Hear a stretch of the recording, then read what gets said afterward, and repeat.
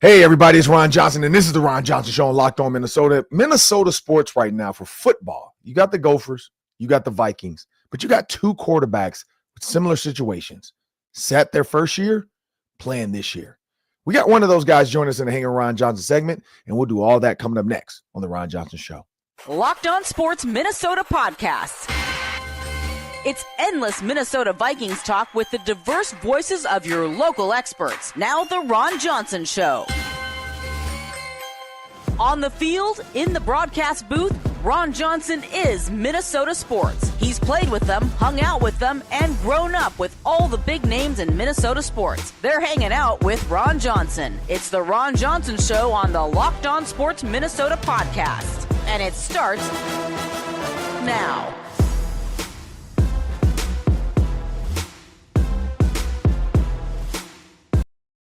Hey, everybody, it's the Ron Johnson Show. It's a beautiful Tuesday. There's no rain today, thank goodness, in Minnesota. I don't know where you're watching from, but wherever you're watching from, I'm glad you're watching. Thank you for downloading, telling somebody, listening to us later. But the Ron Johnson Show is going to be here all season long, and this is going to be a good season, people. JJ McCarthy, I mean, come on now. JJ McCarthy back in Minnesota, healthy. I just saw he returned. He showed up to practice. Everybody's excited about JJ McCarthy in the building. But then we also got Drake Lindsay here in Minnesota. We got the Daily 3, of course, coming up later in the show as well. But I want everybody to know today's episode is brought to you by FanDuel. Right now, new FanDuel customers get $150 in bonus bets on if your first $5 bet wins. And I was down there in Nashville, so it's FanDuel State, and I got a chance to make a couple prop bets.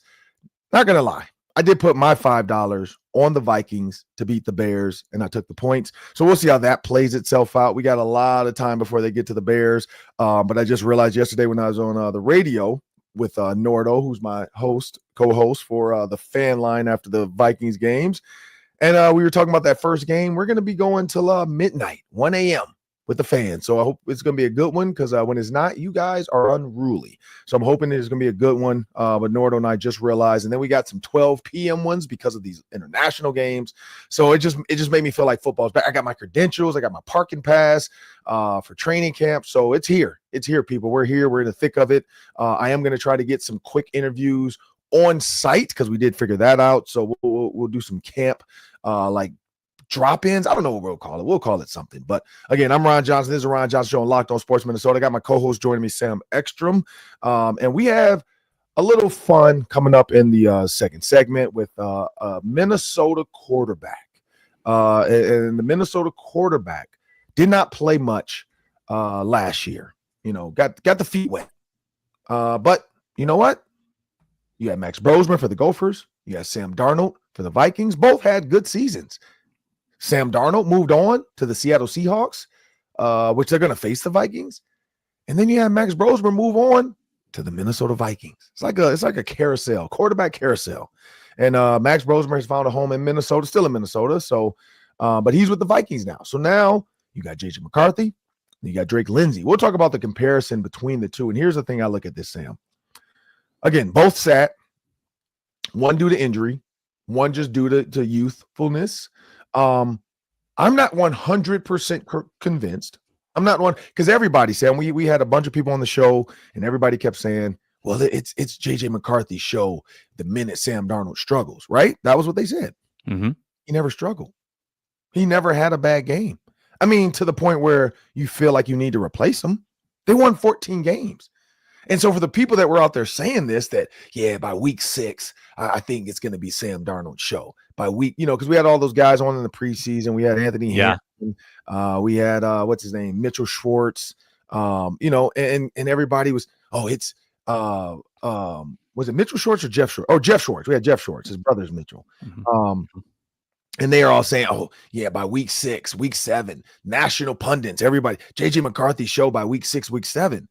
Sam, if you go back and look at the Minnesota Vikings schedule, I mean, honestly, and you know what? I'm not going to even do Minnesota Vikings. I'm going to just do Sam Darnold stats because that's what I had listed.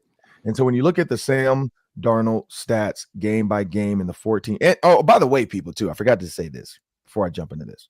Sam, he was number 72 on the top 100. Has Sam Darnold ever been in the top 100 to your recollection? No chance. No chance. I'm impressed, actually. I'm surprised that he made it. Good for him. And so that's what I look at. Is like when you think about that, the man, you look at month by month. September, 68% completions. October, 65% completions. November, 68% completions. December, 68.9. So like the only one that was bad was the playoffs in January. And the game against the Lions in January, 43% completions, 18 for 41, 166 yards. That's the only no TDs, no interceptions, which I put a little bit on the game call. A little bit on the game call. Like those double moves against the Lions weren't the best option. Just keep it simple. You got absolute ballers over there. Give the ball to Hockenson. Give the ball to Jefferson. Kirk Cousins threw a fade route to Kyle Rudolph. You're telling me Hockenson can't catch that? Come on. And that's why I say sometimes it's better to keep it simple than to outthink your opponent. Ben Johnson was big on outthinking your opponent. I think Kevin O'Connell got caught up in that at home with the new baby, coming up with new play options, ideas. Oh, we're going to run a flat and go. We're going to run a slant and go. Like, it's going to kill them because they're super aggressive. They're literally like, man, let's sit back. Let's see what happens. Kevin O'Connell, like, it's chess. And they won the chess match. But I'm looking at this, Sam, like there's nothing in these games. First opponent, oh, wait, what? Oh, no, it's alphabetical. Sorry. So I'm going to just go alphabetical because it doesn't give me in order. But alphabetically, you got Arizona, Sam. 21 for 31, 235 yards, 2 touchdowns. Atlanta, 5 touchdowns, no chance there. Chicago, 3 touchdowns, no chance there. Detroit, maybe, but he had 425 yards. He had 1 touchdown, 1 interception. He was 40 for 68. Mm-hmm. I don't like 58% complete. That's not a struggle game. That's not a struggle game. Green Bay, because he played them twice. He threw for 652 yards against Green Bay between the 2 games. Pretty 6 good. touchdowns, 2 interceptions. I don't see something. Houston, 4 touchdowns. Indy. Now, Indy was the one. 3 touchdowns, 2 interceptions, 290 yards, though. 82% completion. So, like, you can't take them out there. Jacksonville, 241. Now, that was the bad one. That was the bad one, remember? That was a struggle. That was a struggle bus game. He was sleepy. Like that's like when parents are up late with their kids. You've been there, Sam, when they're sick. The next day, you're on the struggle bus. You're a little tired. You don't know what day it is. You don't know up is down. You're like, I just want to go back to sleep, but I got to go to work. We've all been there when we have kids that are sick and they don't feel good.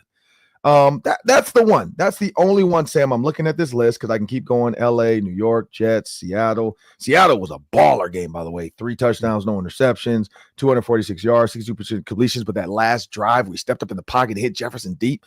Like, come on now. You got San Francisco, 2 for 1, 2 touchdowns, 1 interception. And then you got Tennessee, 2 touchdowns, no interceptions. So Jacksonville, and I don't remember what week that was, but do you remember what week that was? Week 10. Yeah, so week 10. So after 9 weeks,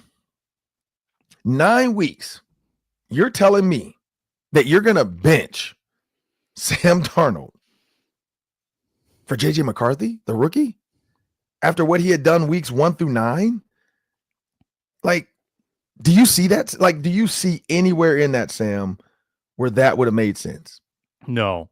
He built up so much equity in the first 5 games, right? The 5-0 start. We were all saying, well, at the bye week.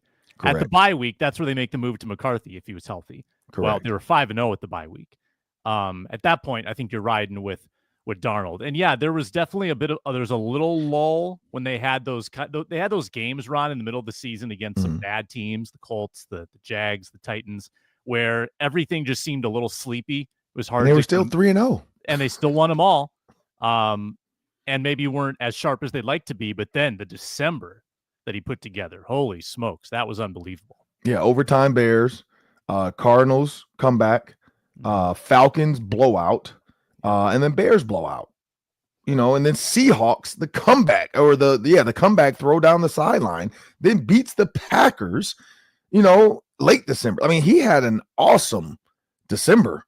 Like, he went undefeated in December, if I'm not mistaken. Yep.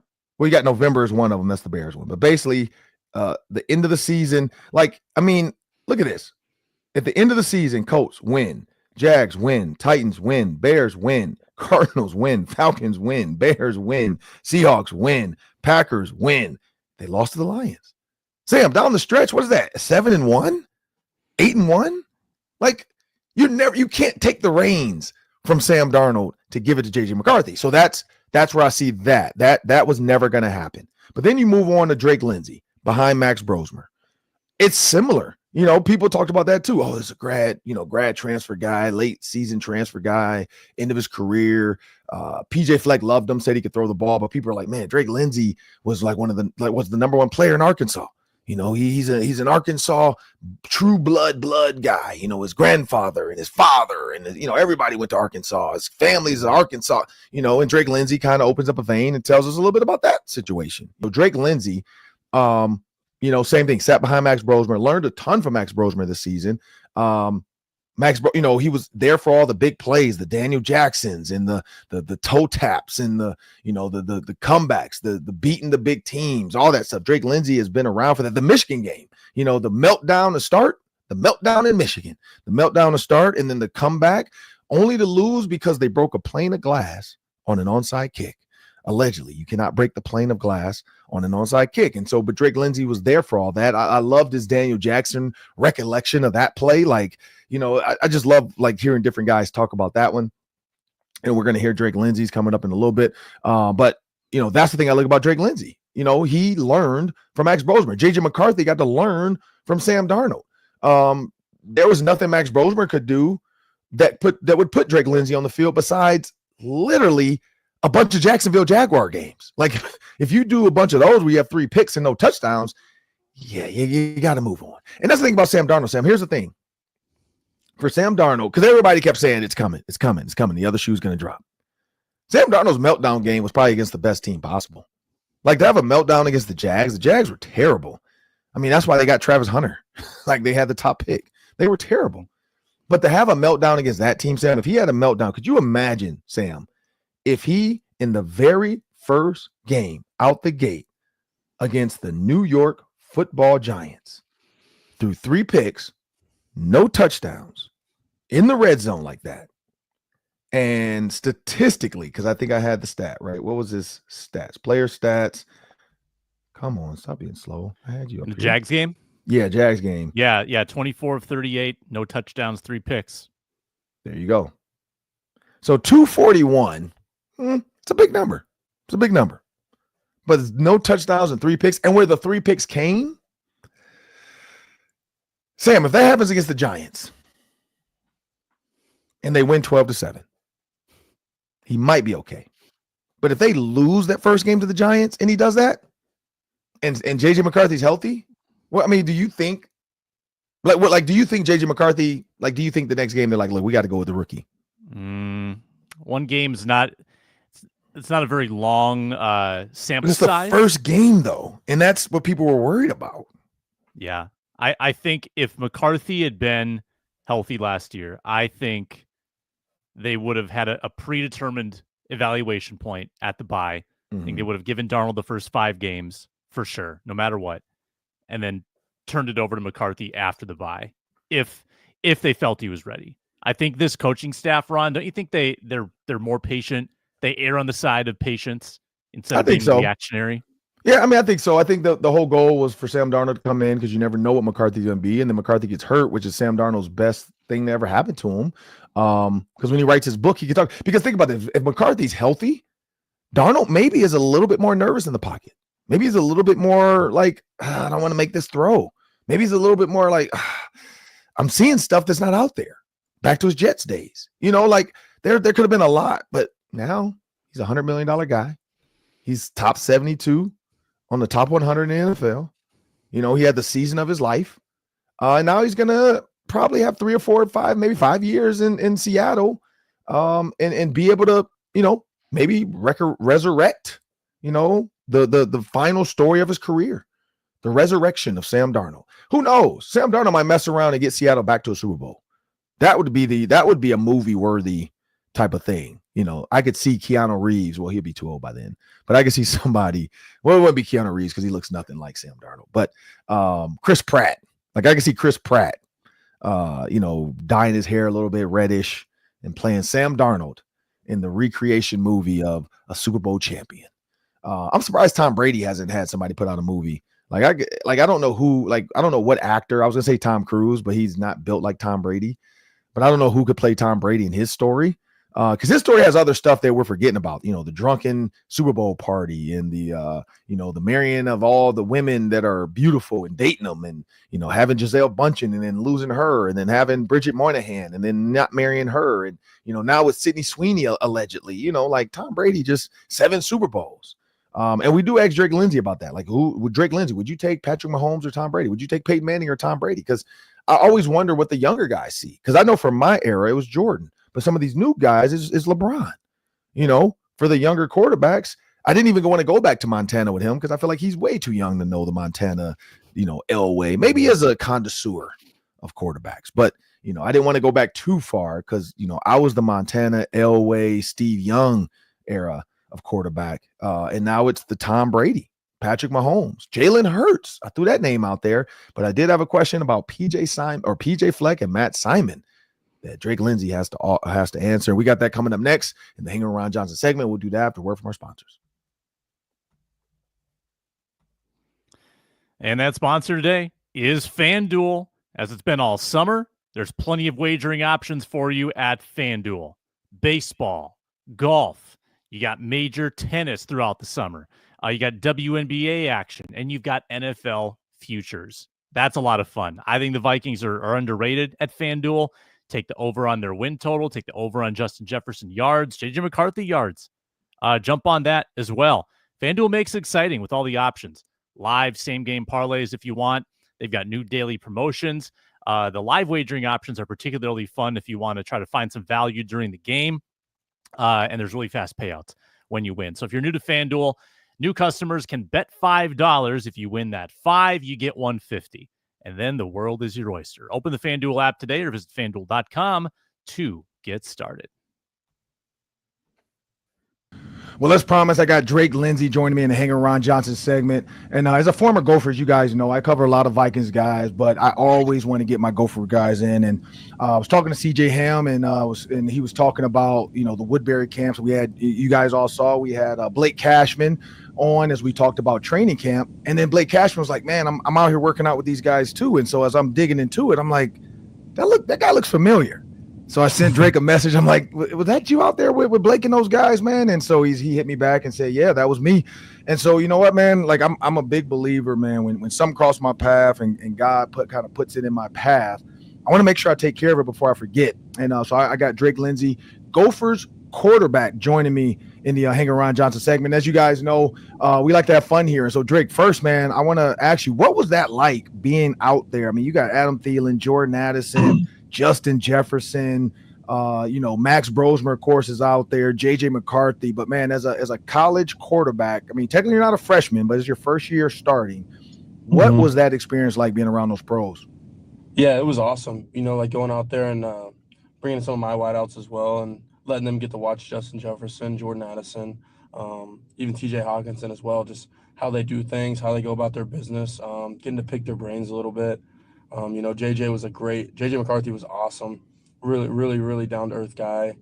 And it was good getting to see Max as well. But got to talk to Justin Jefferson and Jordan Addison and all those guys a little bit. And it was just really cool, because they're on the biggest stage and they've done it. And they've done it at the highest level. So it's a really good experience to get to do that with those guys.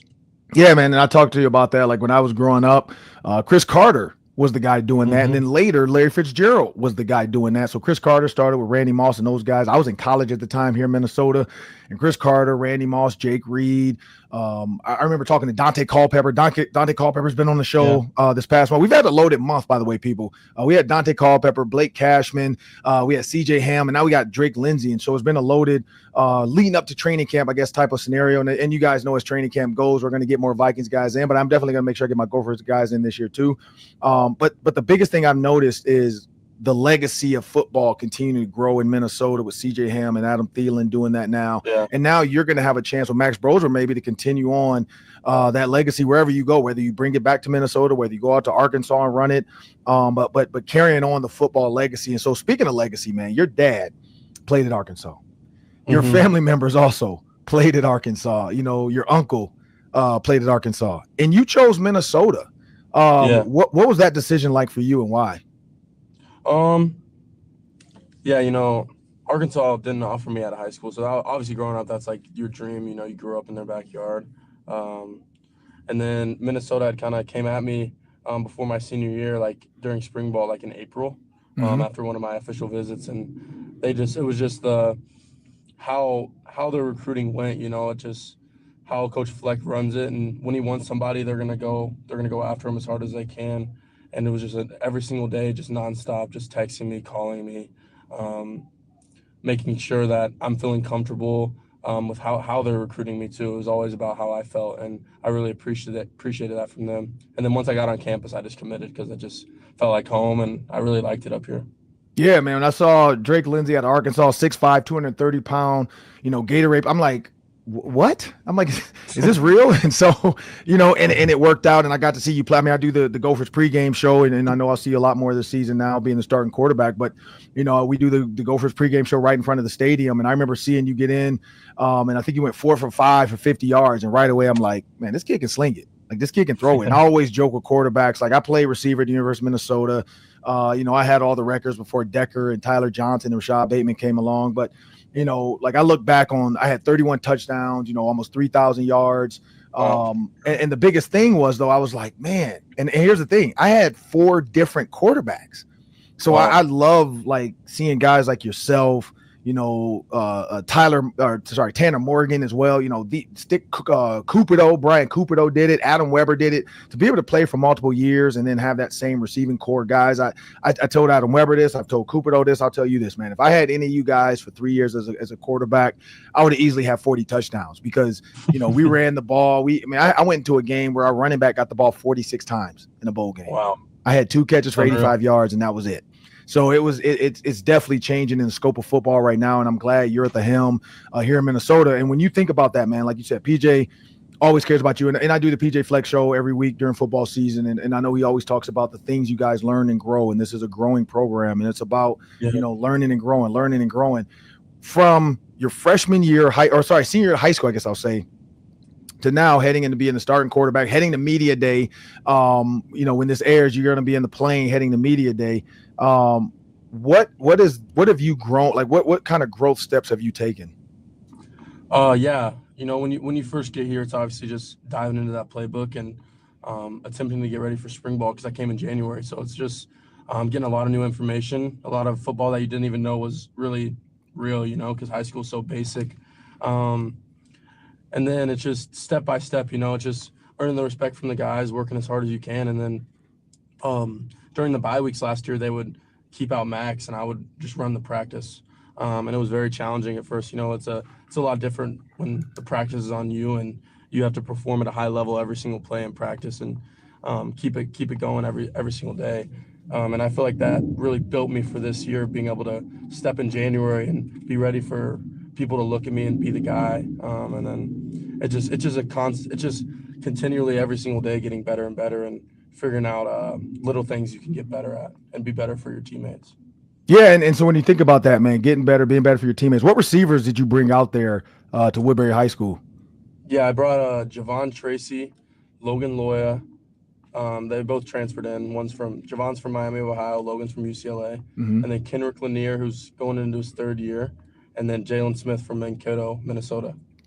And what did you guys what did they kind of learn from it? Because I saw CJ shared some stuff with me, but from your perspective, what do you think those guys can now take in a training camp that they learn from watching these pros operate? Yeah, I know. There's a lot of little things that they talk to them about. Like they ended up going yesterday, and I couldn't make it because I was on a little fishing trip with one of our friends, with one of our teammates. But they just picked their brain, about little things within the routes. How to get out of breaks faster, what they're thinking versus press, what they're thinking versus off, just little details within every single play, because I think that's where you take the next step is just thinking about football on a professional level and not just, in college, because it gets a lot different in the pros and the details are way like how they are in college. They even get way more fine tuned. So I think being able to pick their brains on those things really helped. Yeah, and that's the cool thing about the way the sports works, man. Guys want to help each other out. Guys want to see each other's win. It's not about you failing and me succeeding. It's about all of us succeeding in this space because, as you go through the Big Ten, as you go through, the non-conference schedule, all that stuff, like you guys are going to grow together as a team. You're going to be the leader out there. And so, you and JJ McCarthy are kind of in similar situations. JJ McCarthy got to sit and watch Sam Darnold operate. Now he's taking over for the first time. You got to sit and watch Max Brosmer, and now you're going to take over for the first time. Did you guys chat about that a little bit? We did not. But I had thought about that. That me and JJ, we're both. He's a young NFL quarterback. I'm a young college quarterback. Both in similar spots. In our where he's at, obviously had a huge college career. Winning a national championship at Michigan, which was really cool to see. But no, we didn't really talk too much about that. It was really more just ball and asked him some questions about college and stuff, like how he went about things and what his thought process was on certain situations. But no, he was a great guy to talk to. And what's the best advice? Because I know he's gave his hardball-isms and you have the fleck-isms. What's some advice he gave you about your college ball season coming up?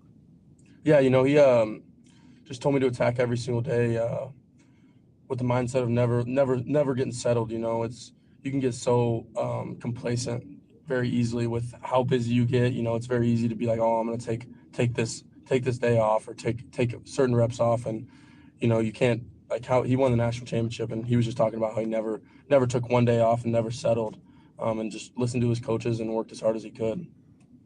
And when you threw, you got to throw to Jordan Addison, Justin Jefferson, man. What was it like watching, those two guys run routes? And like, what is something you saw that you couldn't believe? Like, man, I can't believe that guy just did that.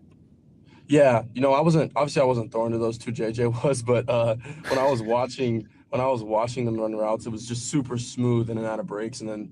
They weren't dropping the ball. Like they were, even if it wasn't the best pass or it was a really good pass, everything looked very easy and smooth and natural from them. Like they're just honestly, it looks like they're not even trying because they're just so good.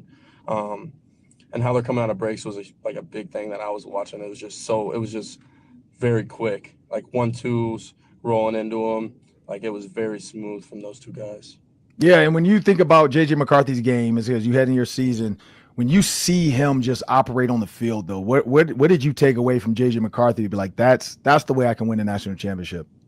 Yeah, I think it was how he went about it. He was very he's not very he doesn't seem like the biggest just outgoing, talking nonstop, but he's very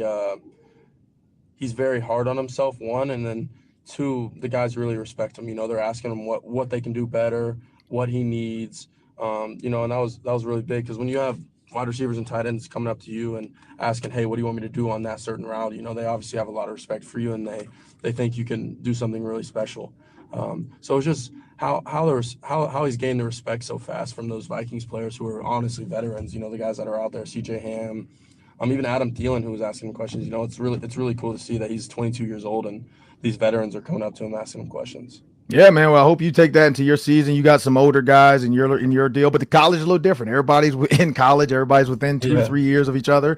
So it's a little bit different when you got Adam Thielen, who's a 30-something-year-old father with 3 kids, and and he's asking this young or not single. JJ's engaged, but this young single guy until he's actually married. What he should be doing, but I think that's the key, man. Like it's about that, and what's the next step? And and was Bryce Young there? Am I imagining that? He was there so we had a little 4th of July break, and then Adam had brought all the Panthers up when we were on that. So I think it was just them. Got it. They were doing that. But yeah, because I've been seeing random pictures of different people. I'm like, who's all there? That's a lot of randomness. But yeah, Adam's learned from the Chris Carters, from the Larry Fitzgerald, all those guys have done this. And so, Adam's doing the same thing. Hey, come up with us. Let's go throw. Let's come, where can we all meet and be in one spot? And so I hope you took that away from that too, with you and your college teammates, man. Always make sure whether it's, hey, this is the day we're going to report back early. Let's get up to campus, man. Let's throw. Because that's something when you learn it, I got a chance to coach for the Colts for 2 years, and I had Peyton Manning. And I was the grunt worker. I did copies, and I made sure the 707 scripts were right. I was the assistant receivers coach. But that's the one thing I never will forget is how Peyton would always ask, hey, what receivers can throw with me today? Hey, what receivers want to come with me at 6 a.m? Hey, what receivers can you get up here by 3 p.m? Because it was this is our job. So if we have nothing to do, why sit and play video games? Or we can go golf. Let's get 4 hours of golf in, and hey, let's come back at 3:30. And let's get this done. So I hope you took that away from that too, man. It's always about growing and getting better. But here's one thing I would ask you, man. When you think about this upcoming season, and you're heading to Big Ten Media Day. What are your Big Ten Media Day? I'm keeping it real simple. What are your Big Ten Media Day expectations? Like, do you think, because I know the Gophers have prepared you guys for questions and all that stuff, but like, where's your mindset at going into that? Yeah, I had my first actual media like last week, and I feel like you kind of just got to control the pace and control the tempo, but I'm really not too worried about it. Just gonna answer the questions they ask, answer it how Coach Fleck would want us to answer it, and have my own little flair to it, obviously. But you got to stay within the confined walls. But no, I'm excited for it's a great opportunity to get out there in Vegas and see the other Big Ten Media Day guys, and just show face and be with my teammates that are also going. So it should be a good time.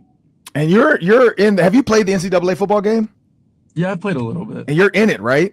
Yeah. What is that like? Like, what is? Because I mean, when I played, we're the reason why you guys are getting paid. Because when I played, the NCAA game was out, and they used our name and likeness and our images and our size, but they didn't pay us. You guys are actually benefiting and getting paid from being in the game, man. So what is that like when you first saw yourself on the one? Because I've seen the Vikings guys joke about this, because like Isaiah Rodgers, cornerback for the Vikings, I don't know if you've seen his last tweet, but they made him look like, I don't even know who that is, but it looks nothing like him. So he was pissed off at that. But do you think EA got your body type right and everything? And then like, where'd you feel about like your overall? I feel like they got my body type, my hair. They had me as red hair, which is crazy. But I was like, nah, I mean, I'm not really too worried about it. I thought I was at least going to be a little higher overall. I wasn't a very good overall, but I was like, I guess they're basing it off college stats. So I just got to me and my friends were joking about it. I just got to have a good midseason update. So. I forgot about that one. Yeah, the internet is crazy now, where you can just go online, boop, hit the update, and EA Sports has you as like a 85, 90. Hopefully. and when the season, so here's the thing, mid-season update then. What's your mid-season, like what are you hoping to do mid-season? Because if you look at early on the games, who you're playing, what are you hoping EA Sports sees out of your game moving forward? I mean, obviously just a super competitive guy that loves to win. If you're winning, it's going to handle itself. Right. So just go out there and attack every single game, starting with Buffalo, and then just build on it with my teammates, and just try and go out there and win every single one.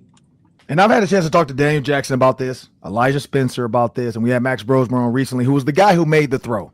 You were there for this. Michigan, double post, because I asked PJ what the play was. I've asked Simon. Everybody kind of broke the play down for me. Double post. Elijah clears out. Daniel Jackson has a second post. Max lets it go right on time. In my mind, and I'm commentating. Like, I'm getting ready to do the post game, and I'm watching it unfold. I'm like, there's no way. And I'm like, wait, he made that catch. Because at first, the ref didn't see it. I think the ref just assumed flag, pass interference. I don't think he realized. When you saw that, were you like, what? Did that, like, how many times did you guys watch the replay? Like, did that just happen? Yeah, I watched it a ton because I was so confused, because he got spun around and then somehow the ball was in his hand, and I was like, what? I was like so confused, and I was just like, he said he caught it, and I was looking up at the jumbotron, and I started looking around. And I was like, whoa, like that was not supposed to happen. Like that was an unreal catch. That's like, it's, I don't know if he's making that many times again, but it was nuts that he even made the catch. Daniel had an unreal hand, so that was unreal. Yeah, and I can't wait, because the Texans play the Vikings, so I do the Vikings pregame show as well on TV, and so I can't wait for Daniel and Ariante Ursary to get back into the building. I've already talked to both of those guys about that, as soon as I'm done with the pregame show, I'm heading down to the field to make sure we get a Gophers picture. But that's the fun thing about doing this job, is guys move on from college. I've seen Terrell Smith come back, Tyler Johnson, Rashad Bateman comes back this year with the Ravens. So it's always fun to be able to get those guys back in US Bank Stadium. But when you look at your current receiver group, Daniel Jackson had the one-handers and all that stuff. You don't have to say a guy, but in your mind, do you kind of know the guys that can make that play for you, where you're like, look, I got to get rid of this ball. I can't take a sack here. It's either you're catching it or nobody's catching it. Do you already kind of have those guys planned out and like working through those plays? Yeah, 100%. You got to have that guy that you trust the most. And I think I have a good idea of it, but it's kind of training camp that settles that for sure, because I feel like there's so many new situations that Fleck's going to put on us in training camp. And I'm going to have to make some throws that you're honestly just attempting to make them to see if they're gonna work, almost, because you'd rather do it right then than in September, to see if you can do it. So, no, I definitely have a good idea of who those guys are. and then training camp will finalize that for me for sure. And when you think about tight end, because you got a chance to see TJ Hockenson operate. Like I've loved TJ since he was with Iowa. I feel like Iowa just has a ton of tight ends, but Minnesota's had their fair share too. Spaeth, UTEC, Nick Callerup, just went to the Cowboys. I'm drawing a blank on his name though. Man, why am I drawing a blank on his name? Brevin Spanford. So you've had so was there anything from TJ Hockenson that you're kind of texting your tight ends about? Like, hey man, when he lines up in the 1-by-1 split, he kind of does this, or hey, here's a route I saw him run that we might be able to add into this. Yeah, there was a lot of like green zone, like as in we call green zone the red zone, but our green zone inside the 20 that I liked from TJ Hockenson, some routes that he was running that looked really, really good that I relayed some information back to our guys. But no, I mean, we have some really, really good tight ends, so I think that's going to be a big part of our offense as well. So. Yeah, because did you get a Purdue tight end, right? Yeah, he's transfer. Drew Bicker. Yeah, because I've been seeing social media people talk about that, like, man, we're gonna lose a tight end and watch him be really good for Minnesota. Like, so people are already kind of prepared for him being a potential wide receiver, tight end type guy for you. Yeah. For sure. So that's the cool thing about, like, I played in non-social media era. So when we did something, people had to wait to watch Sports Center. You had to be in front of your TV to see it. Now, every 5 minutes, you're getting updates on your phone. But I don't want to take too much more of your time. We're gonna do a quick this or that. I kind of told you about that one. Where I'm going to give you a couple names. You're just going to pick one or the other. It's the first thing that comes to your mind. You can explain it if you want. You don't have to. And I got one fun one I didn't tell you. The et cetera, et cetera, et cetera. It's a fun one at the end. I've done this with everybody. I've done this with Vikings guys. It's a fun one. So you'll have to. I'll explain the fun one, and then you have to give me your answer. Okay. Which guy would you pick for this? But before we get to that, man, tell me a little bit about, because I played at the Metrodome at the time. Now it's US Bank Stadium. We didn't have an on-campus stadium, and I tell guys all the time, coming out that tunnel, man, every time I'm on the field and I watch you guys come out, man, it gives me, I'm 45, and it still gives me goosebumps because it's such a cool entrance for you guys, man, from the student section waving back and forth to the fireworks to the music to you guys coming down the tunnel, man. What was that like for you the first time you got to come out that tunnel and being in that stadium? Yeah, it was it was wild, it almost didn't feel real. That's how people kind of explain the first time, but it was against North Carolina on that Thursday night. Yeah. And it was an unreal feeling, just running out and like looking next to Max and knowing he's about to go out there and have his first start in the Big Ten was really cool to be a part of. And it's super exciting to get to do that this year against Buffalo. And so this is a fun one, man. So I'm just going to throw out some players in the NFL, some basketball players as well. You tell me this or that. Which one would you take? So I'm going to start here, man. Peyton Manning or Tom Brady? Tom Brady. Why is that? Why is it like Max Brosman did the same thing? I mean, JJ McCarthy, like, what is it about Tom Brady over Peyton? And maybe I'm biased because I coach Peyton, so I got a chance to, but what is it about Tom Brady over Peyton Manning that does it for everybody? 7 rings. That's more to say. And this guy's not done. Tom Brady or Patrick Mahomes? I mean, right now I'd have to say Tom Brady. I think if Mahomes wins that Super Bowl last year, it'd be a hard one. A little closer. Okay, and then here's another one then. Mahomes or Jalen Hurts? Mahomes. Oh, okay. And now a guy you've been around, JJ McCarthy or Michael Penix Jr. with the Falcons? I'm going to go with JJ. I feel like JJ has the weapons this year with the Vikings, to really perform and take that team to a promising year. So. All right, and then here's another one. Are you a basketball guy, by the way? Because you're 6'5", you're 230. Did you hoop? I hooped before high school, and then I just focused on football. I had a little injury, so. Because I know I've talked to like DBs about this and receivers within locker rooms, and like Josh Metellus, was on, and we joked about the Kevin O'Connell thing. I don't know if you saw that, but Kevin O'Connell, he likes to hoop, and he made fun of his DBs, saying none of them can hoop. So Harrison Smith and I talked about that, and so that was, and then I just had Theo Jackson on, Viking safety, and that was the thing that went viral, was because he said like Kevin O'Connell doesn't do anything but stand in the corner and shoot threes. Like he doesn't actually play basketball. So people love that one. Also Blake Cashman just went viral for his Stephon Diggs joke. Cardi B is Stephon Diggs. And so they joked that they might end up playing a lot of Migos songs during the week the Patriots are going to be there. So that's what I told her. I was like, I'm going to be there for it. And it's gamesmanship. I'm like, it's funny. But here's the funny one, the tough one for you, but funny. So you are playing 7-on-7, and you're out there practice doing 7-on-7, and the coaches want to have a little fun. And you have to pick a coach that you're going to have to throw the ball to, and they're going to have to complete this route. At the age they are now, not in their prime, not when they play right now, If you had to pick somebody in the slot to run a route for you to get you a touchdown in 7-on-7, are you going with Matt Simon, who played receiver, or PJ Fleck, who played receiver?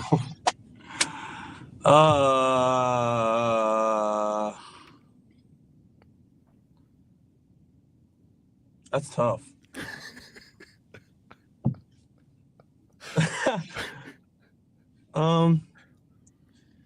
You know what? Honestly, I feel like right now, I've heard Coach Fleck was a nasty route runner. I talked to Mohamed Sanu. Yeah. He said he was one of the best route runners I've ever seen. But I feel like right now, I would take Coach Simon. But it's close, honestly. Like Simon's just good at everything he does. Like he can go out and shoot at 80 playing golf.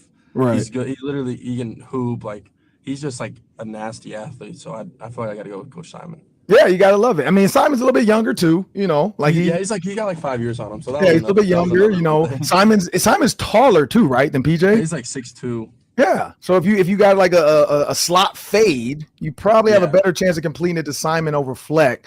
That's fair. and here's another one though. If you saw those two running routes, right? And I'm gonna say just any DB on your team. Like they can't really jam them, but just run with them. Do you think any of those coaches, those two are likely to actually get open on one of your current DBs? No chance. I mean, if they're the only way is if they're like off coverage and we throw like a quick out, but I don't think there's any way. I don't think so. Well, I want to thank Drake Lindsay for joining me on the Hang Around John segment. I'm looking forward, man. I'm looking forward to being at camp this year. For sure, we'll be at the first game. We'll be at the state fair, so we'll have to get you on the state fair because we always ask them for a person to come up with Coach Fleck. So I know you guys usually come over there and make fun of Fleck during the show and stuff. So I have to make sure to connect with you at the state fair and see because you've done one state fair. But now you're going to get to do a state fair as the starting quarterback. So it's going to be a different experience for you. But I was at the state fair, though, man, what food do you look forward to? Oh, I forgot what I ate last year. There was a ton of good stuff, though. There was, like, these shish kebabs that were really good. I don't even remember, to be honest. Fall camp's such a blur for me. Does Arkansas, like, do you have a state fair in Arkansas? Like, is it anything like Minnesota? We have some county fairs, but no, it's not like this. Have your parents experienced the Minnesota State Fair yet? They have not. You got to get them up here. Because I remember my freshman year in college. Because I'm from Michigan, so in Detroit, we had Taste of Chicago, the Taste of Detroit. So they do like the food thing, but we never had like that. And we got the fairs for the 4th of July. But when I told my mom about that my freshman year, she could not believe that many people got together for like 2 to 3 weeks straight every day just to come out and eat food, play games, and do stuff. So I take my kids once a year, and that's it. I'm like, it's too much. If I have to work, I go. But other than that, I take my kids one time, and I'm like, we're done. And the good thing is my older daughter's a teenager, so she's kind of like in the just wanting to go with her friends stage, so I don't have to really worry about her as much. We still have a 10-year-old that still likes to go. But yeah, I want to thank Drake Lindsay for joining me on the Hang Around Johnson segment. Look forward to the season, man. And make sure you guys check out all the Gopher content because it will be on the Gopher socials as they head to media day as well as the season goes. I know the Gophers have some fun stuff planned. And, of course, we got the PJ Fleck Show coming back every Tuesday. So make sure you guys check that one out. And we'll be back. We got, after a quick word from our sponsors, we got the Daily 3.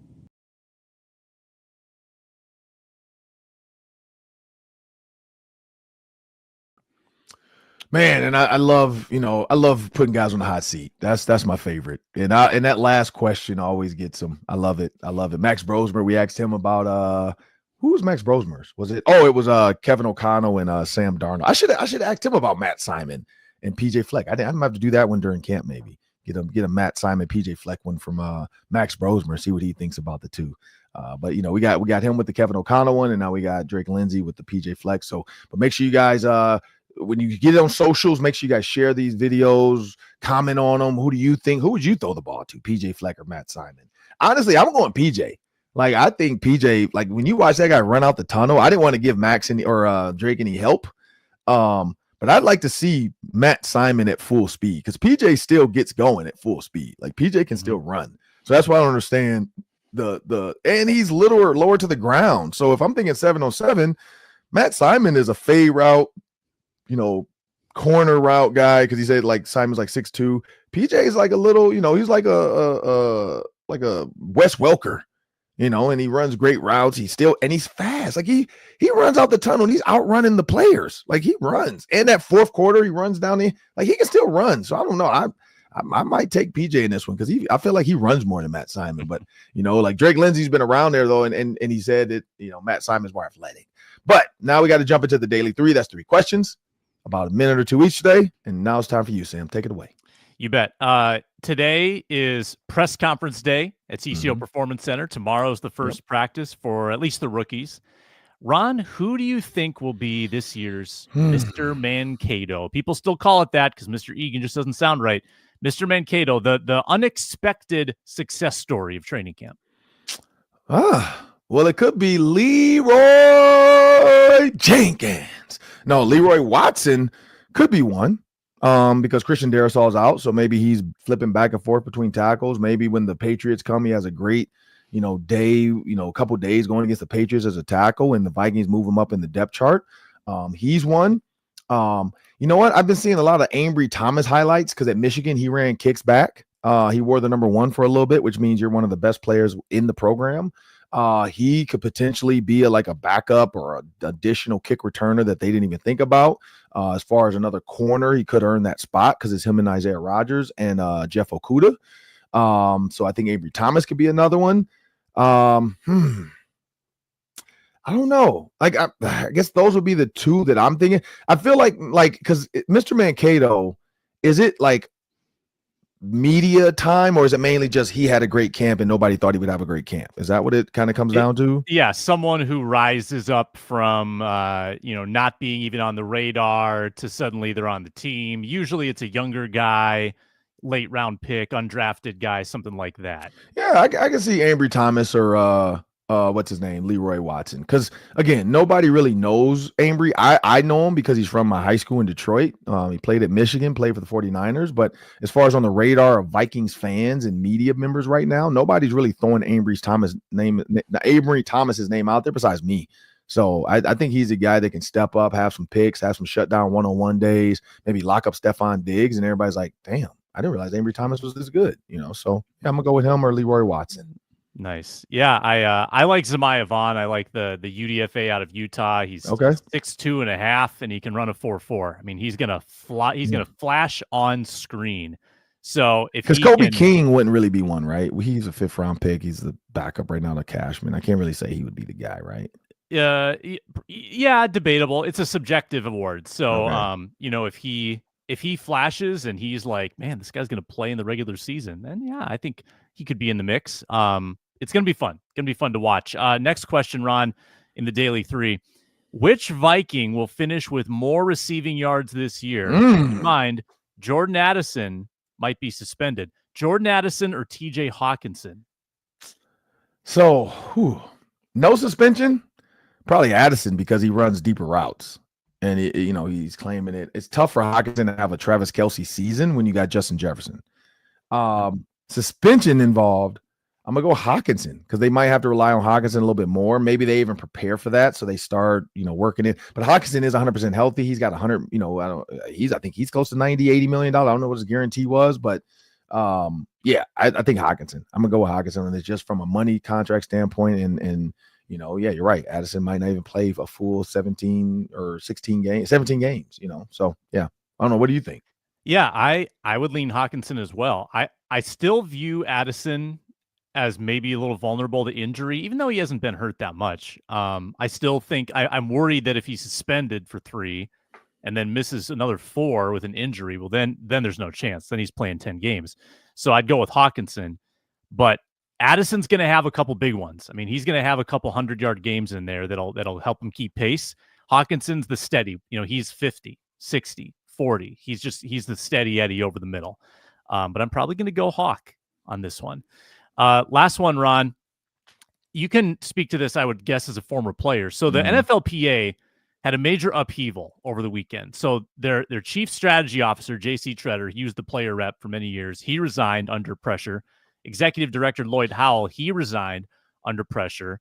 And Howell got mixed up with some expenses at some sordid clubs he shouldn't have been at.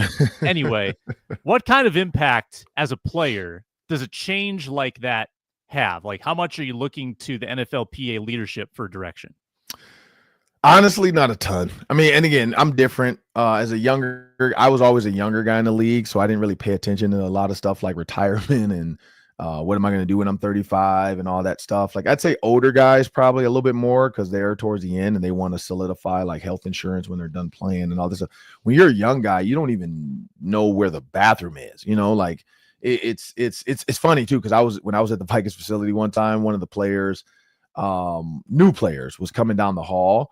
And he asked me, like, hey, is there a bathroom over here? And I'm like, yeah, it's right. Just keep walking straight. You'll see it. It's like, oh, is the Vikings Entertainment Network studio down here? Because he had to go in to get interviewed, and then he had to go take pictures and sign his contract. So, when you're that young and you're new, you don't really you're not thinking about the end. You're thinking about the beginning. Can I make this team? So I don't know how much that really impacts younger players. Older players, I think it does big time because one, they're nervous now. Like, what's going on? Why did this happen? What does this do to us? Like, we had all this stuff in place now. Now we got to get new leadership involved. Does leadership understand what they're getting into? Who's going to appoint the new people? Are the player reps prepared for all this? There's a lot because you don't want, when there's change, you don't want that. And I'm not saying they would do this, but like the conspiracy side of it, like you don't want the owners to take advantage of a situation like this and get the players to do something they shouldn't do without some type of leadership or negotiation person. Like I know they can hire a lawyer to be a part of it and all this other stuff, but that there's that, like, hey, what's going on? All this is up in the air. What does this do for us in a CBA potential conversation? Or, hey, the owners are trying to throw an 18th game in here. Do we even have somebody in here to be able to, negotiate on our side for this? Like, we don't want to do an 18th game, or if we do an 18th game, we want to get paid for all the games, because right now they don't get paid for preseason. And that's where a lot of players have been arguing. Like, if you're not a drafted player, you get like a small amount. I don't even know what the amount is.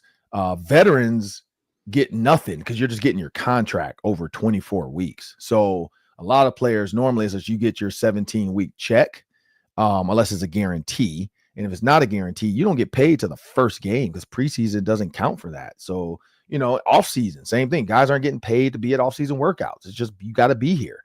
So I think there's a lot of things like that like would make the players be like, man, we got to get a strategy officer in here. We got to get an executive director in here. We got to make sure we're heading in the right direction. So I say it does impact the older guys that are thinking more about it. The younger guys, again, unless you're smart and you're paying attention, all that, they're not thinking about 401k and all that and what that means for them long term. Yeah. Yeah. No, nothing to add. Nothing to add. I just thought it was interesting, and that both, it seems like people didn't like the leadership. So maybe this is going to be a positive change. And maybe it might be a good thing, but we'll see what that looks like. But again, I'm Ron Johnson, Sam Ekstrom. Make sure you guys subscribe to Locked On Sports Minnesota on YouTube. Again, this training camp, man, it's going to be some great stuff. So make sure you guys follow us on Instagram. That's the Ron Johnson Show on Instagram. Make sure you follow it, keep up with it. Also, 3 Ron Johnson on Instagram. Both I will be having my stories when I'm at training camp, but I'm going to try to catch a guy or two here and there now that we have the technology to make it work. But again, I hope you guys have a great week.